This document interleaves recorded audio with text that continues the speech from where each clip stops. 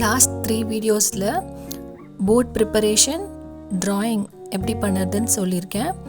நீங்கள் அந்த வீடியோஸ் பார்க்கலன்னா வீடியோட லிங்க் நான் டிஸ்கிரிப்ஷனில் கொடுக்குறேன், அதை செக் பண்ணிக்கோங்க. இப்போ தாஞ்சூர் பெயிண்டிங்கோட 3rd ஸ்டெப் ஸ்டோன் ஸ்டிக்கிங் எப்படி பண்ணுறதுன்னு பார்க்கலாம். இப்போ தாஞ்சூர் பெயிண்டிங்கில் நம்ம என்ன மாதிரி ஸ்டோன்ஸ் எல்லாம் காமனாக யூஸ் பண்ணுவோன்னு காட்டுறேன். டாட் ஷேப் ஸ்டோன்ஸில் கோல்ட், க்ரீன், ரெட் அப்புறம் ப்ளூ.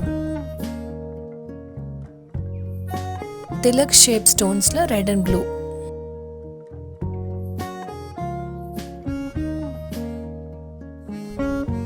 அதுக்கப்புறம் ரொம்ப முக்கியமாக இந்த பெயிண்டிங்கில் நம்ம யூஸ் பண்ணுற ஸ்டோன்ஸ் வந்து இந்த ஸ்கொயர் ஷேப் ஸ்டோன்ஸ் தான். யூஸ்வலாக நம்ம இந்த ஸ்கொயர் ஷேப் ஸ்டோன்ஸில் தான் பார்டர்ஸ் கொடுப்போம். தாஞ்சூர் பெயிண்டிங்கில் எந்த ஸ்டோன்ஸ் இல்லைனாலும் நம்ம ஒர்க் பண்ணலாம். இந்த ஸ்கொயர் ஷேப் ஸ்டோன்ஸ் வந்து கண்டிப்பாக வேணும்.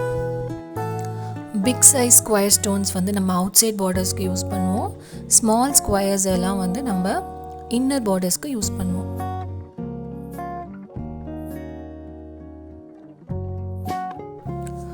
திலக் ஸ்டோன்ஸ், அப்புறம் டாட் ஸ்டோன்ஸ், அப்புறம் சர்க்கிள் மிரர்.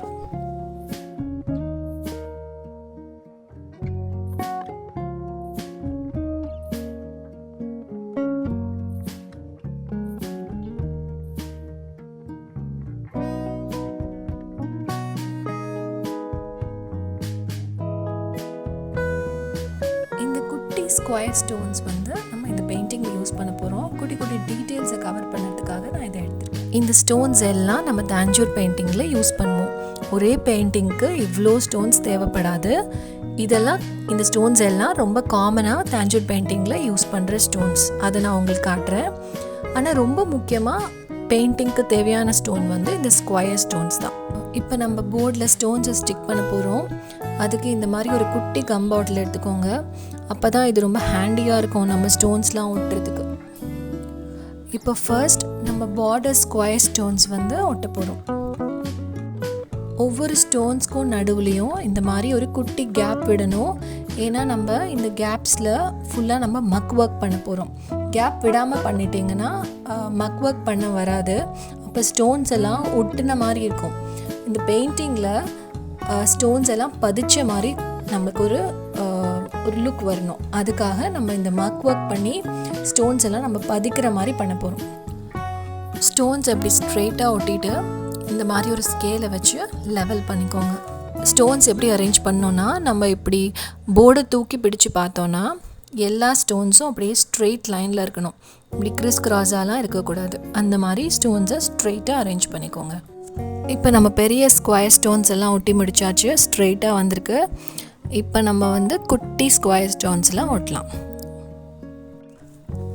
நான் வந்து இந்த குட்டி red stones and blue stones வந்து இந்த ஸ்ட்ரெயிட் லைனில் நான் ஒட்ட போகிறேன்.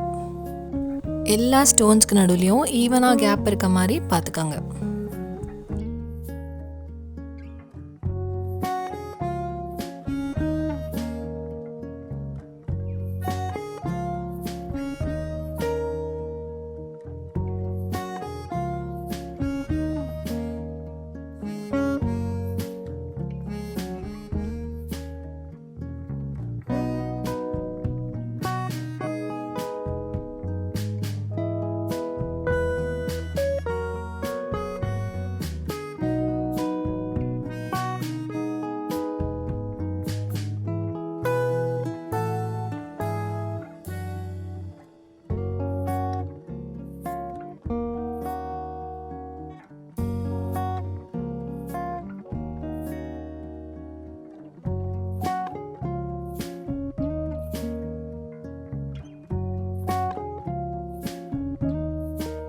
இப்போ நான் இந்த இடத்துல குட்டி டாட் ஸ்டோன்ஸ் யூஸ் பண்ணியிருக்கேன், ப்ளூ அண்ட் ரெட் கலர்.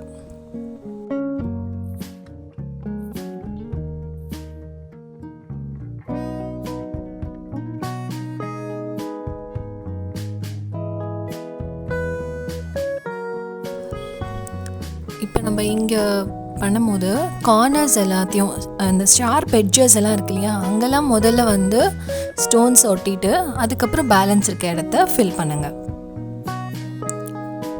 நான் ஒரு பெயிண்ட் ப்ரஷோட பேக் சைடு யூஸ் பண்ணி இந்த ஸ்டோன்ஸ் எல்லாம் ஒட்டுறேன். இதுக்காக ஒரு ஸ்டோன் ஹோல்டர்லாம் நம்ம வாங்க வேணாம். இந்த மெத்தடே ஈஸியாக இருக்கும்.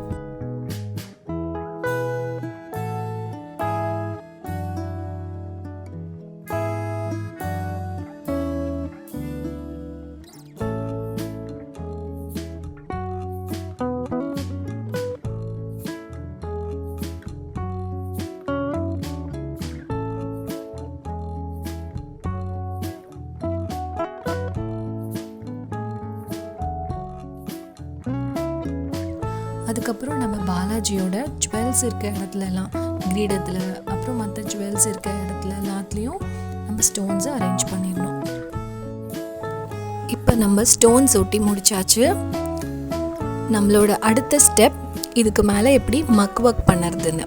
இப்போ இந்த ஸ்டோன்ஸ் எல்லாம் ஒட்டுன மாதிரி இருக்குது இல்லையா, இது வந்து பதிச்ச மாதிரி வரத்துக்கு நம்ம மக் ஒர்க் பண்ணணும். அது எப்படி பண்ணுறதுன்னு நான் அடுத்த வீடியோவில் சொல்கிறேன். தேங்க்யூ.